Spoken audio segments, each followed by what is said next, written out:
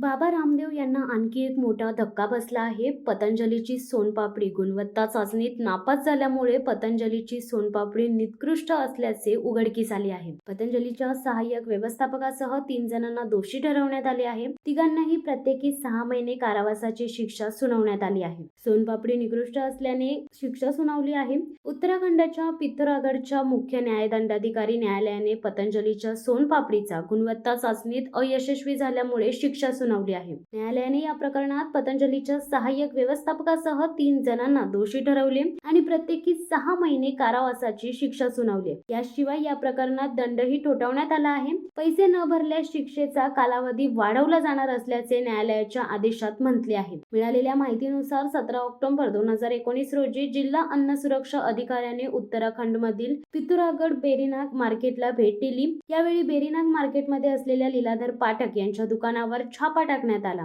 याच कारणामुळे बाबा रामदेव पुन्हा एकदा मोठ्या अडचणीत सापडले आहेत. शिवसत्ता टाइम्स न्यूज ब्युरो, मुंबई. धडक बेधडक वृत्त देणाऱ्या आपल्या शिवसत्ता टाइम्स न्यूज चॅनलला लाल बटन दाबून सबस्क्राईब करा आणि बेल आयकॉनला क्लिक करायला विसरू नका.